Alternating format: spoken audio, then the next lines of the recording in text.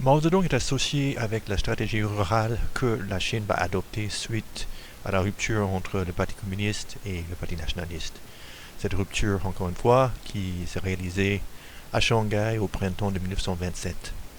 Comme je viens de le dire, après se faire tirer dessus par l'armée nationaliste, les communistes n'avaient plus le choix que de se sauver et donc il restait quelques communistes en ville qui ont continué à travailler pour la cause communiste de façon souterraine, mais le gros du mouvement quitte les villes pour s'installer dans la campagne, dans les régions un peu difficiles à surveiller.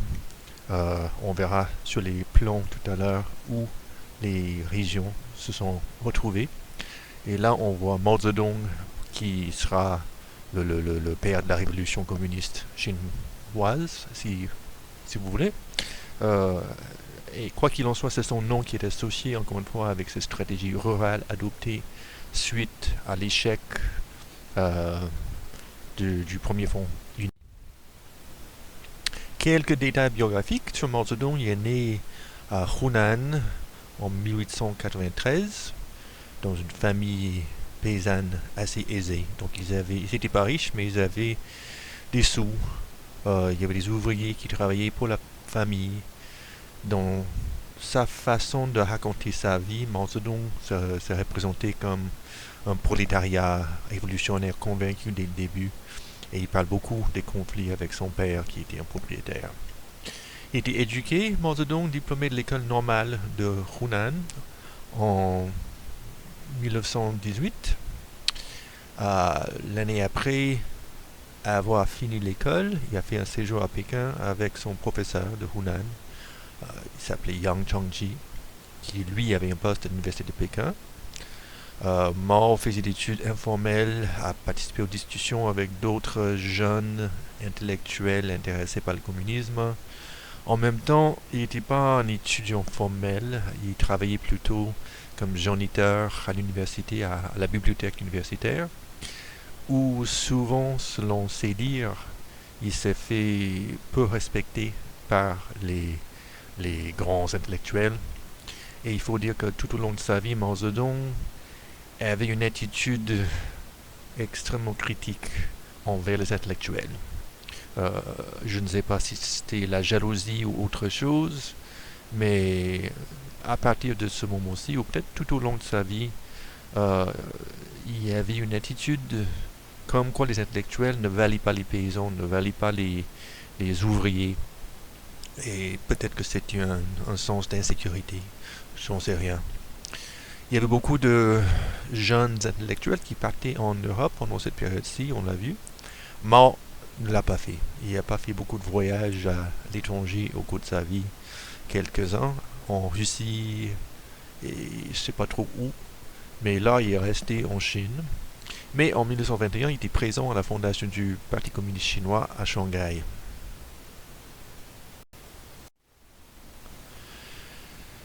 La renaissance du Parti communiste, après la rupture de l'alliance avec les nationalistes, s'est fait dans les soviets de Jiangxi entre 1927 et 1934. Formellement, le mot soviet, ça veut dire le comité élu des ouvriers dans le contexte russe. Donc il y avait des soviets dans les usines et ailleurs en Russie. En Chine, vu qu'ils étaient en région rurale, le sens formel du mot soviet voulait dire association des paysans. Dans son sens large, ça voulait dire plutôt le gouvernement communiste rural, qui était pas une petite affaire. Le soviet de Jiangxi, ou les soviets de Jiangxi, ramassaient un territoire de 15 000 milles carrés, qui n'est pas rien, avec une population de 6 millions.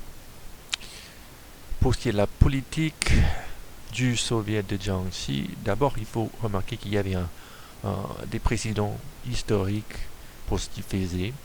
Il y avait un intérêt de la part des anarchistes et des communistes dans les mouvements ou les possibilités d'un mouvement paysan. Mao Zedong lui-même avait écrit à ce sujet.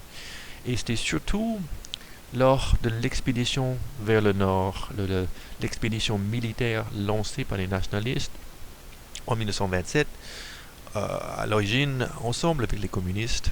En cours de route, les communistes ou les autres gauchistes de l'Alliance avaient encouragé les paysans dans les parages de se rebeller contre les propriétaires, contre les gouvernements corrompus, dans l'optique d'aider l'armée nationaliste à soumettre les seigneurs de la guerre et à rétablir l'unité chinoise. Donc il y avait des mouvements paysans à ce moment-là qui finalement ont fait peur à pas mal des nationalistes, qui eux étaient moins révolutionnaires, moins convaincus de la nécessité d'une révolution sociale ou économique. Mais pour les communistes, ils avaient vu que les paysans étaient une source possible d'appui et une force qui pouvait peut-être mobiliser si les conditions étaient bonnes.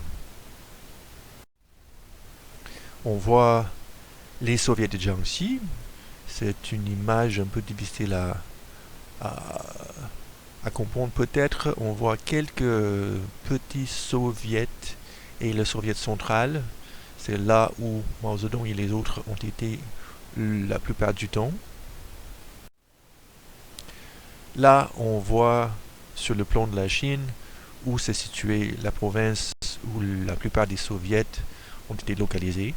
Donc c'était au sud de la Chine et les soviets étaient souvent dans les montagnes ou dans les régions frontalières, donc les frontières entre deux, trois provinces. Parce que c'était plus facile de s'échapper de la police ou si on pouvait se réfugier dans une autre province, il y avait des problèmes de juridiction à ce moment-là.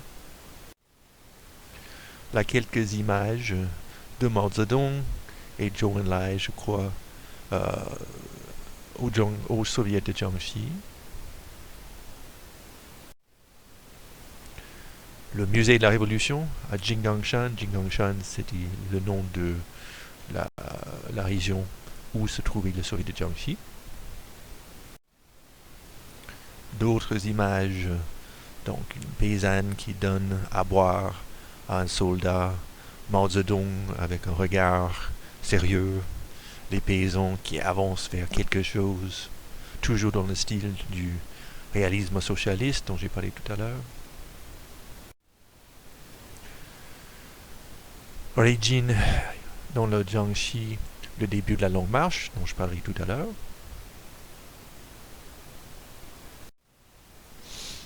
Là, on voit des images qui en disent long sur la politique employée par les communistes pendant cette période-ci. C'est marqué en anglais en bas, Supporting an army of the people and for the people.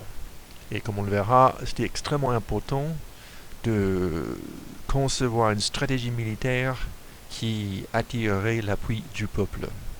Parce que le principe de base de la guérilla, encore une fois, c'est de pouvoir se fondre dans le peuple. Et puis on voit sur l'image beaucoup d'activités où les soldats ont aidé le peuple et le peuple au retour aide les soldats. Et voilà, ça symbolise la guérilla. On ne sait pas trop qui est un soldat, qui est un paysan. Ils vont tous se mettre ensemble pour se battre pour la même chose. Et en bas, c'est marqué The Revolutionary War is a war of the masses. It can be waged only by mobilizing the masses and relying on them. Donc c'est ça la stratégie de base, mobiliser la masse, s'appuyer sur la masse, mais la masse va s'appuyer également sur le parti et sur l'armée rouge. Encore quelques mots sur la politique du soviet de Jiangxi. D'abord, comme je l'ai dit déjà, c'était un enracinement rural. Et encore une fois, c'était un changement de base stratégique par rapport à ce que les communistes chinois avaient fait jusque-là. Donc c'est une décision qui leur avait été imposée par les actions des troupes nationalistes de se séparer des villes, des ouvriers, des syndicats, etc., pour aller vivre parmi le peuple rural. Et donc, parmi les politiques mises en place, et ils ont beaucoup expérimenté pendant cette période-ci, ils ont réduit les loyers que les paysans devaient aux propriétaires, dans l'optique d'attirer les plus pauvres, mais sans pour autant aliéner les éléments aisés. C'était un truc un peu délicat. D'abord, convaincre les paysans de se rebeller contre l'ordre établi, c'était pas forcément chose facile.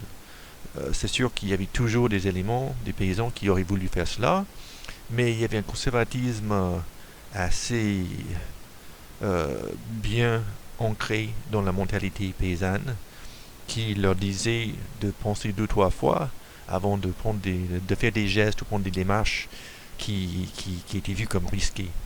Ils ne savaient jamais quand les communistes allaient partir. Ils pouvaient présumer que si jamais les communistes partaient, ils seraient remplacés par quelqu'un qui n'était pas un communiste. Et donc si aujourd'hui je décide de me battre contre un propriétaire, prendre ses terres ou prendre ses richesses, je risque de me faire accuser d'être un voleur ou un criminel après. Et donc les communistes avaient dû jouer avec de la finesse là-dessus. Donc ils ont voulu construire des politiques qui, encore une fois, allaient convaincre les pauvres d'aller vers les communistes. Et pour ce faire, il fallait repartir une partie de la richesse aux mains des riches, mais sans pour autant pousser les riches à trahir tout. Donc, c'était une politique qu'ils ont repensée et réemployée à multiples reprises au cours de cette période-ci. Pour ce qui est de la politique militaire, j'en ai parlé déjà beaucoup de la guérilla. Donc, l'idée, c'est de recruter à partir de la population rurale. Évidemment, c'est ça la source de tout. S'ils vont avoir une armée qui sera à la hauteur du challenge que leur offraient les troupes nationalistes, il fallait une armée rouge. Et la seule source d'hommes a été les paysans. Pour les recruter, il fallait gagner l'appui, soutenir la population rurale, il fallait mobiliser la population afin d'aider l'armée. Et pour y arriver, Mao Zedong et Zhu De, qui était un général important, ils ont beaucoup travaillé à former les nouveaux recrues dans un sens politique et social. En d'autres mots, les nouveaux soldats de l'armée rouge seraient appelés pas uniquement à bien se comporter sur le champ de bataille, mais aussi de représenter l'esprit communiste, l'accueil communiste des paysans auprès des paysans. Et donc, il y avait toute une liste de choses qui ont été interdites aux soldats, soldats qui, au cours de l'histoire chinoise, les soldats n'étaient pas connus pour avoir respecté les paysans. Très souvent, en histoire chinoise, et c'est la même chose ailleurs, les soldats ont dû, pour manger, prendre des trucs à partir des paysans, et donc ils étaient vus comme des voleurs. Pour les communistes, il fallait absolument qu'ils arrivent à établir une nouvelle armée qui va respecter les paysans, qui va sortir des paysans, qui va pouvoir collaborer avec les paysans. Et ils ont fait cela, d'une part, grâce à une éducation qui portait l'accent justement sur la conscience sociale et politique dont doit faire preuve chaque soldat, et aussi en offrant à la longue aux paysans une protection militaire, protection physique contre les ennemis. Les ennemis, ça va être les nationalistes parfois, les Japonais parfois, ou bien les riches parfois. Il y avait aussi des politiques sociales un peu contradictoires. Les communistes ou les leaders communistes étaient issus du mouvement du 4 mai. C'était souvent les intellectuels qui auraient lu les textes sur la libération des femmes, sur la libération des jeunes, donc ils avaient une certaine conscience sociale qui n'était pas forcément partagée par les paysans, qui ne faisaient pas partie du mouvement du 4 mai. Donc, parmi les choses que les communistes ont mises en application pendant cette période-ci, c'était une politique qui faisait en sorte que le divorce était beaucoup plus facile. Ça, c'était parce qu'il y avait beaucoup de cas étranges de de femmes qui étaient mariées pour des raisons un peu ridicules avec les hommes qui n'étaient pas du tout appropriées. Euh, pour des raisons compliquées, il y aurait les femmes adultes mariées aux enfants parce que la famille avait besoin de marier cet enfant-là, ou il y avait des femmes, euh, de multiples femmes mariées au même homme, parce que ça se faisait en Chine aussi.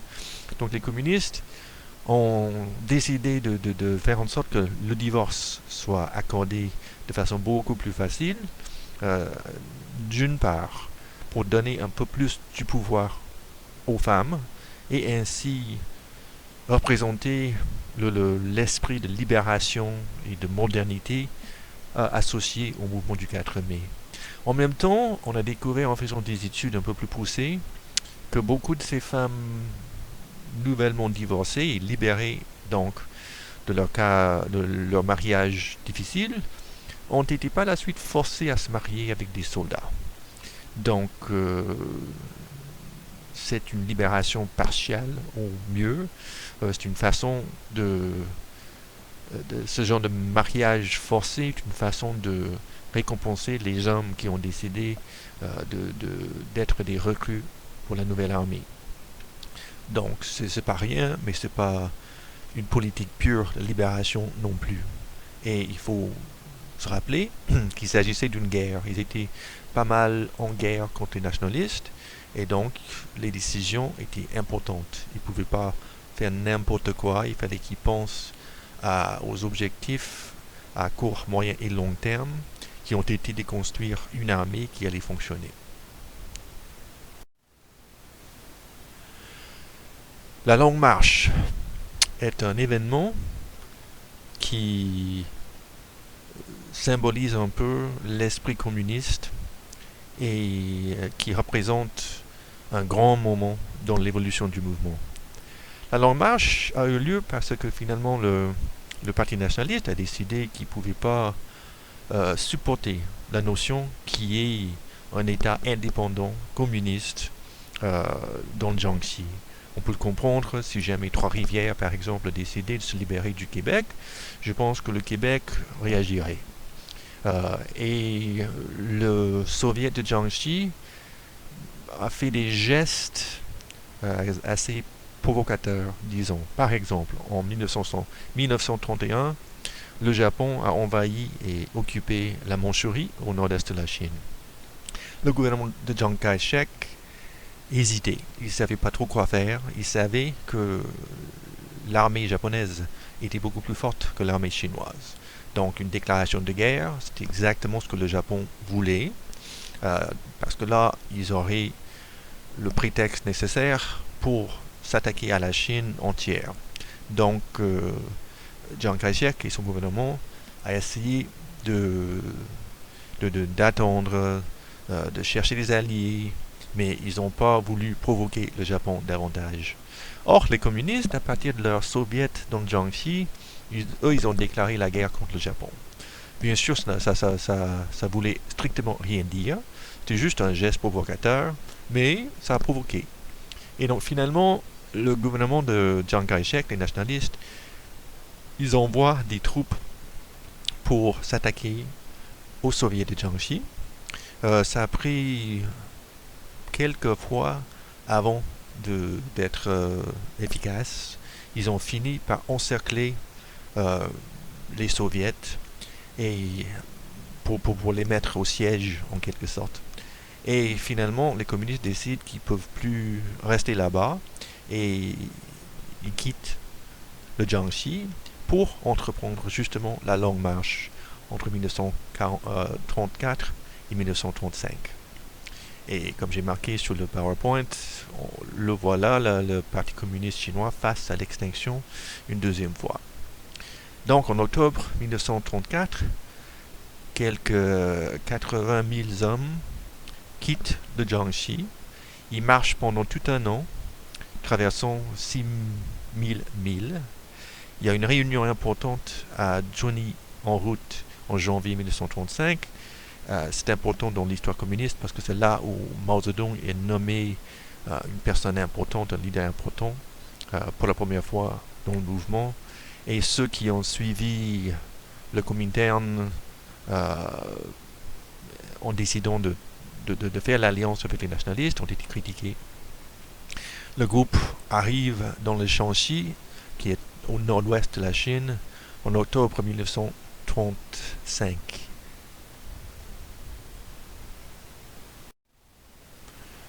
Là, on voit la route qu'ils ont suivie. Ça suit un peu la périphérie de la Chine. C'était une marche extrêmement difficile. Il y a des dizaines de milliers de personnes qui sont mortes en route. Il y avait toutes sortes d'aventures qui sont célébrées dans l'histoire communiste. Voilà un autre plan qui, là on voit 3 soviets dans le sud et leur route vers le nord-ouest. C'est au nord de Xi'an ou dans le Yan'an où les communistes vont se retrouver. Là, on voit la route de la Longue Marche en forme de tatouage. C'était un événement d'une importance capitale pour le nationalisme chinois. Et donc, c'est pour ça que quelqu'un se fait tatouer avec la Longue Marche sur le dos. Quelques photos de la Longue Marche. Mao Zedong.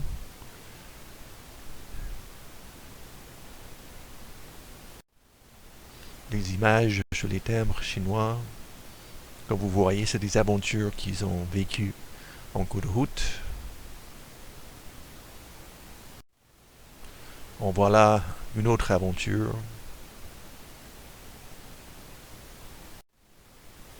Mao Zedong à cheval, on a déjà vu ce cliché-là au début.